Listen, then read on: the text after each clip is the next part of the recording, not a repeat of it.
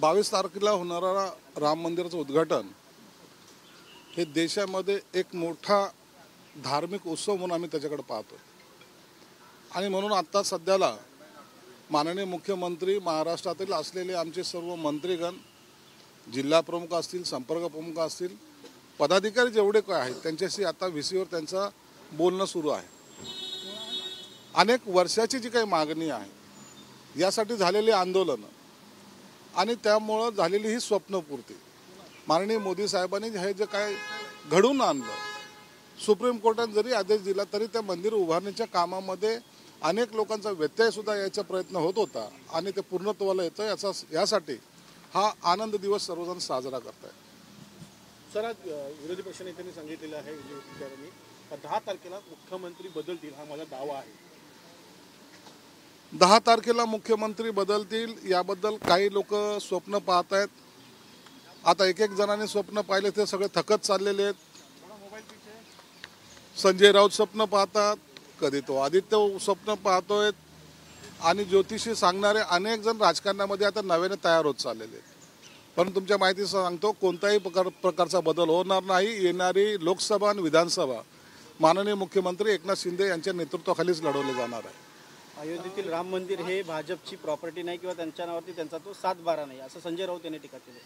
नाही, संजय राऊतने आज टीका केलेली ती मी पाहिलेली की राम मंदिरचं उद्घाटन झाल्यानंतर भाजप त्याचा 7-12 करण्याचा प्रयत्न करतील की काय।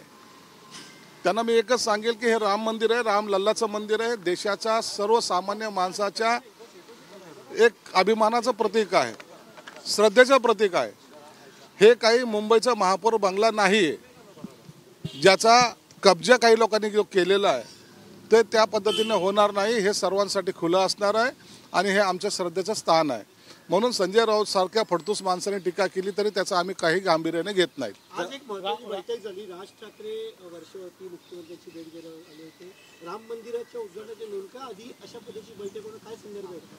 नाही, राजसाहेबांचा एक मूड असतो, त्या मूडमध्ये राजसाहेब जेव्हा त्यांच्या डोक्यात काही कल्पना असेल किंवा महाराष्ट्राच्या हिताच्या काही गोष्टी असतील तर निश्चित ते शेअर करतात। आणि तुम्हालाही माहिती आहे की मुख्यमंत्री साहेब जिथे काम तिथे आपण धावून गेलं पाहिजे किंवा कोणी जर अशा पद्धतीचं सजेशन देत असतील तर त्याच्यामध्ये आपला सहभाग असला पाहिजे। म्हणून त्यांची ही झालेली बैठक, या बैठकीमध्ये कोणतीही राजकीय चर्चा झाली नाही। पुढील वर्षी लोकसभा विधानसभा निवडणुका होणार आहेत, त्याची पार्श्वभूमी, त्याची पूर्वतयारी म्हणून राज ठाकरे आणि शिवसेना नेते तसं नाही आहे, तशी तयारीच्या बद्दलचं आणखी चर्चा झाली नाही। चर्चा होताना अनेक नेत्यांच्या बरोबरची बैठक होऊन नंतर त्यावर निर्णय होणार आहे।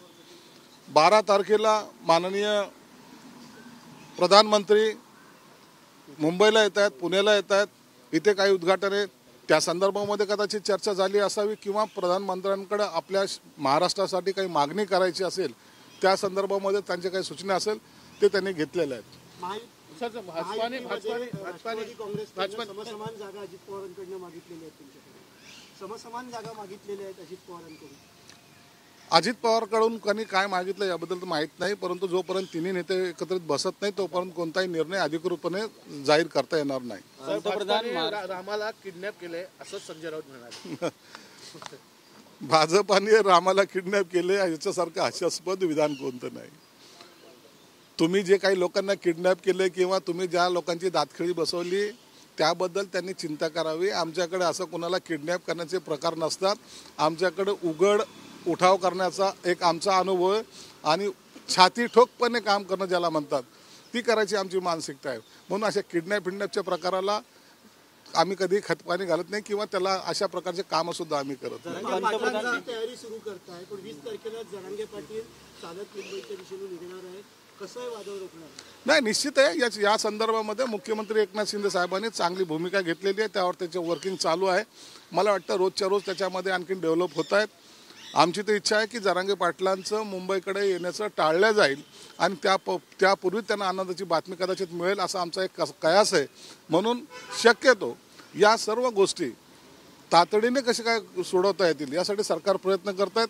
म्हणून जरांगे पाटलांना सुद्धा माहिती आहे की मुख्यमंत्री एकनाथ शिंदे यांनी जो शब्द दिलाय ते खराच करायचा ते प्रयत्न करतील। पंतप्रधान महाराष्ट्राच्या दौऱ्यांची आज भेट झालेली आहे व लोकसभेअंतर्गत 3-4 जागांचा देखील असं बैठकीमध्ये म्हटलं जात आहे। बच्चू कडू आहे, बच्चू कडू त्याच्या पद्धतीने बोलतो। तो कधी जरांगे पाटलांना भेटतो, कधी शरद पवारांना भेटतो, आणखीन उद्या कुणालाही भेटेल. त्याला असं वाटतं की मला माझ्या पक्षाला जास्त जागा मिळाल्या तर आनंदच आहे. परंतु या सर्व गोष्टी दरवेळेला कॅमेऱ्यासमोर येऊन बोलणं मला वाटतं ते उचित होत नाही. परंतु ज्याचा त्याचा स्वभाव आहे, त्याची दखल मुख्यमंत्री साहेबांनी निश्चित घेतलेली आहे. जेवढेही महत्त्वाचे प्रकल्प होते, उद्योगधंदे होते, हे महाविकास आघाडीच्या काळात होते आणि आता फक्त बीजेपी आणि हे सरकार किंवा शिवसेना एक श्रेय घ्यायचं काम करते. महाविकास आघाडीच्या काळामध्ये जे प्रकल्प आले होते त्याचा फक्त उद्योगधंदे जे आले होते ते उद्योगधंदे फक्त व्हीसी मार्फतच दिसत होते. त्याच्या कुठेही अंमलबजावणी झाली नव्हती, ना त्यांच्याशी कधी बोलणं झालं नव्हतं. 2.5 वर्ष तुम्ही कुणाशी बोलल्या नमुळे ते उद्योगधंदे काही आपले बाहेर सुद्धा गेलेले आहेत. ते आणायचा प्रयत्न आता हे युती सरकार करत आहे. पंतप्रधान महाराष्ट्राच्या दौऱ्यावरती येत आहेत. नाशिकमध्ये देखील त्यांचा दौरा आहे. येणाऱ्या लोकसभा निवडणुकीचं प्रचाराचं रणशिंग फुंकलं जाणार का महाराष्ट्रात? प्रचाराचे रणशिंग फुकायची काही गरजच नाही. आम्ही सर्वजण तयार आहोत. ज्या दिवशी निवडणूक लागेल त्या टायमाला प्रचाराचा रणधुमाळी सुरू होणार है. सर, हिंदी में बताइए, राम मंदिर को लेकर अभी बैठक चल रही है, किस तरीके से तैयारियां की जाएगी और क्या कुछ चर्चा चल रहा है? देखो, राम मंदिर इश्यू जो हमारे लिए, हमारे देश में हर एक किसी के लिए, जिन्होंने इसके लिए बहुत सारी लड़ाई लड़ चुके हैं, बहुत सारे लोगों को ये राम मंदिर के लिए वहाँ तक जाना भी पड़ा था, जेल में जाना पड़ा, लाठीचार्ज हुआ था, कुछ लोगों का जान भी इसमें गंवा चुके हैं. इसलिए आज उसका जो निर्माण होने जा रहा है, उसका उद्घाटन होने जा रहा है, वो हमारे लिए स्वाभिमान की घटना है.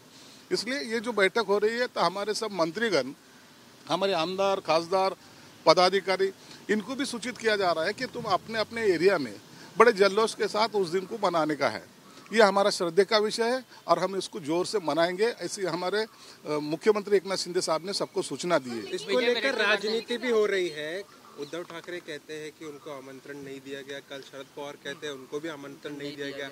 वही आज 2 दिन से लगातार संजय राउत टीका कर रहे हैं कि उनका इंडिविजुअल इवेंट है, हम बाद में जाएंगे, किसी की जागीर नहीं. राम को हाईजैक कर लिया, किडनैप कर लिया. देखिए, निमंत्रण देना ये कोई नरेंद्र मोदी के घर का काम नहीं है, या तो अमित शाह साहब के घर का काम नहीं है. जिसको रामलला के दर्शन करना है उन्हें जाए, उन्हें किसे रोका है.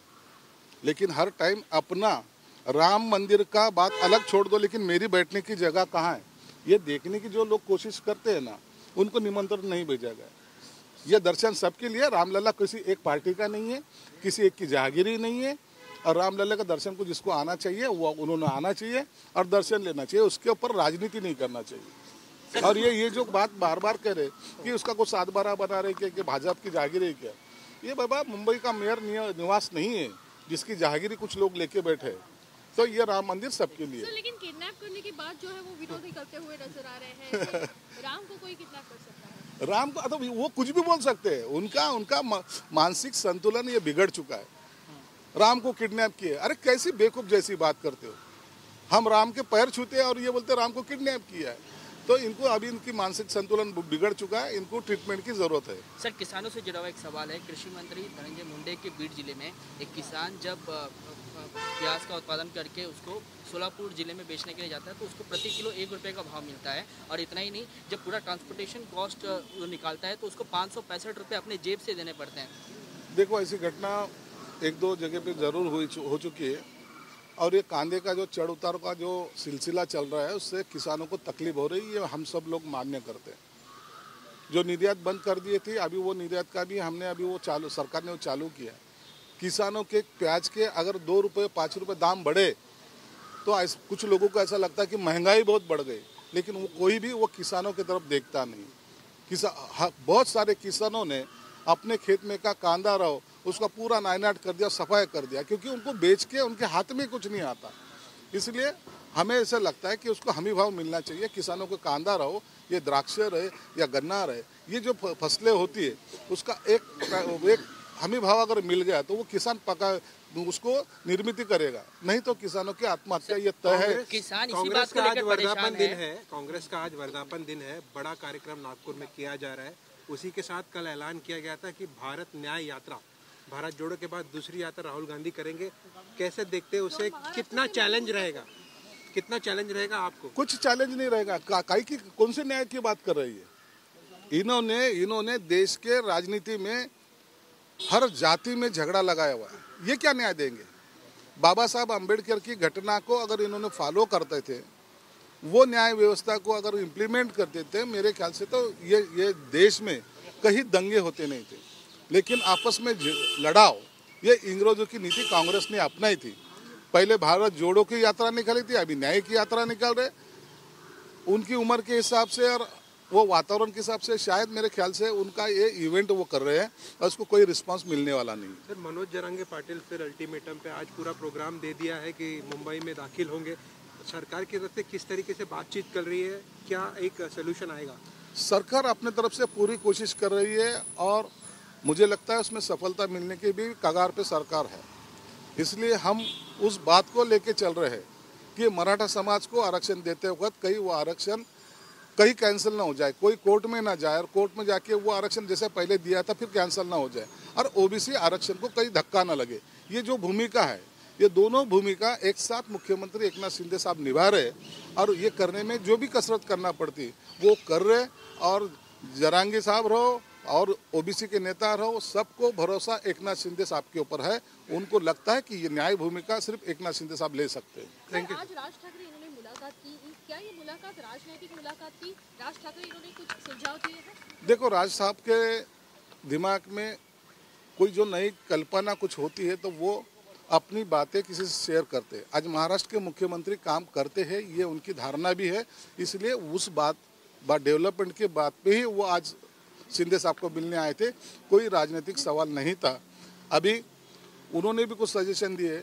अभी थोड़ी देर के बाद सीएम, दोनों डीसीएम की भी बैठक होने वाली है। उसके बाद और जो भी कुछ प्रॉब्लम्स है उसके बारे में उसमें डिस्कशन हो जाएगा। रामलला का जो 22 तारीख का वो उसके बारे में डिस्कशन हो जाएगा। 12 तारीख को पीएम महाराष्ट्र में आ रहे हैं, उसके बारे में डिस्कशन होने जा रहा है। इसलिए कुछ देर के बाद आपको भी एक घंटे 1.5 घंटे के बाद डिप्टी सीएम रहो या सीएम उसके बारे में आपको जानकारी देंगे। मराठी सांगा, मुख्यमंत्री उपमुख्यमंत्री यांची बैठक होते, कशा करता बैठक? काय सांगा तुम्ही सर, मुख्यमंत्री आणि उपमुख्यमंत्री यांची भेट होणार आहे, कशा करता भेट होणार, काय नियोजन आहे? राम मंदिराचं निर्माण 22 तारखेला होतंय, त्या संदर्भामध्ये सुद्धा आणि 12 तारखेला येणाऱ्या 12 तारखेला पीएम साहेब सुद्धा मुंबई आणि नाशिक शहरामध्ये येण्याचा त्यांचा एक प्रोग्राम डिसाईड होतोय। या संदर्भामध्ये पुन्हा मराठा आरक्षणाच्या संदर्भामध्ये आणि इतर अनेक विषयासंदर्भामध्ये आज 5 वाजता सीएम डीसीएम यांची बैठक होते। या बैठकीमध्ये विविध मुद्द्यावर चर्चा होणार आहेत आणि मला वाटतं ही चर्चा झाल्यानंतर यापैकी कोणीतरी एक आपल्याला मीडियाला त्याबद्दलची माहिती सुद्धा देणार आहे। परंतु आत्ता सध्याला सीएम साहेब महाराष्ट्रातील आमच्या सर्व शिवसेनेचे मंत्री, जिल्हा प्रमुख, संपर्क प्रमुख, सर्व पदाधिकारी यांच्याशी आता VCवर संवाद साधतायत। 5च्या नंतर होणाऱ्या बैठकीचं जी माहिती आहे ती आपल्याला देण्यात येईल।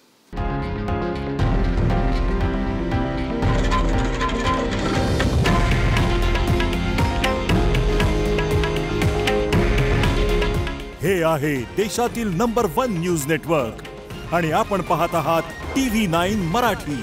काळजी तुमची, हित महाराष्ट्राचं।